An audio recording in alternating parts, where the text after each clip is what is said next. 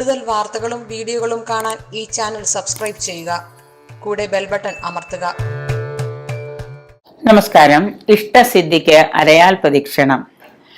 ക്ഷേത്രങ്ങളിലൊക്കെ പോയി കഴിഞ്ഞാൽ നമ്മൾ ചിലപ്പോൾ ക്ഷേത്രങ്ങളിൽ തൊഴുതു മടങ്ങുമ്പോൾ അരയാൽ ഉണ്ടെങ്കിൽ ചിലപ്പോൾ ചിലവർ അരയാലിന് പ്രദക്ഷിണം ചെയ്യും, ചിലവർ അരയാലിന് തൊഴുതിങ്ങും ഇണ്ടാതെ പോരും.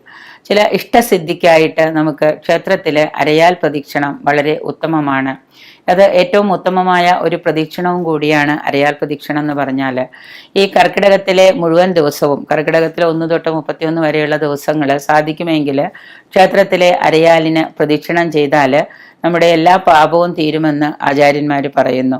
അതായത് കർക്കിടക മാസത്തിലെ രാവിലെ കുളിച്ച് നമ്മൾ ക്ഷേത്രത്തിൽ പോവുക, ഇനി വൈകിട്ടാണെങ്കിൽ വൈകുന്നേരം ആണെങ്കിലും പോയിട്ട് അരയാലിന് 7 പ്രദക്ഷിണം, 21 പ്രദക്ഷിണം, 12 അങ്ങനെ ഇഷ്ടമുള്ള തരത്തിൽ ഒരു പ്രദക്ഷിണം ചെയ്ത് കഴിഞ്ഞാൽ നമ്മുടെ പാപങ്ങളൊക്കെ മാറി നമുക്ക് ഐശ്വര്യദായകമായ ഒരു ഊർജവും ഉന്മേഷവും ഒക്കെ കൈവരുമെന്ന് ആചാര്യന്മാർ പറയുന്നുണ്ട്.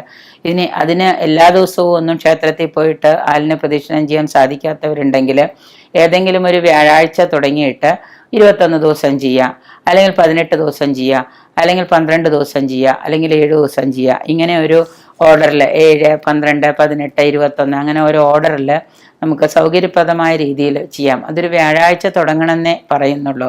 രാവിലെയാണ് നമ്മൾ പ്രദക്ഷിണം ചെയ്യേണ്ടത്. ഇനി രാവിലെ ചെയ്യാൻ പറ്റാതെ വന്നാൽ മാത്രം വൈകുന്നേരം, വളരെ ഉചിതമായിട്ടുള്ള സമയം എന്ന് പറയുന്നത് രാവിലെയാണ്. അങ്ങനെ സാധിക്കാത്തവരുണ്ടെങ്കിൽ ഈ കർക്കിടകത്തെങ്കിലും എന്ത് ചെയ്യുക, പോയിട്ട് വൈകുന്നേരം ആണെങ്കിലും ചെയ്യാൻ ശ്രമിക്കുക. രാവിലെയാണ് വളരെയേറെ പ്രദക്ഷിണം ചെയ്യാൻ ഏറ്റവും ഉത്തമമായ സമയം തന്നെ.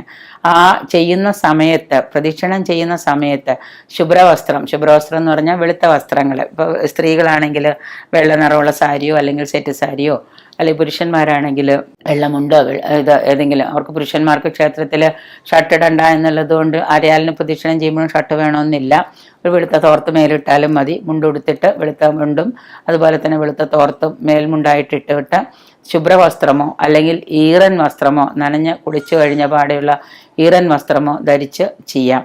ചെയ്യുന്ന അത്രയും ദിവസം നിങ്ങൾ മത്സ്യമാംസാദികളൊക്കെ ത്യജിച്ച്, ഇപ്പോൾ 7 ദിവസമാണെങ്കിൽ ആ 7 ദിവസം മത്സ്യമാംസാദിയൊക്കെ ത്യജിച്ച് ഒരു വ്രതം എടുക്കുന്നത് നന്നായിരിക്കും. 12 ആണെങ്കിൽ അങ്ങനെ, ഇനി 18 ആണെങ്കിൽ അങ്ങനെ, 21 ആണെങ്കിൽ അങ്ങനെ.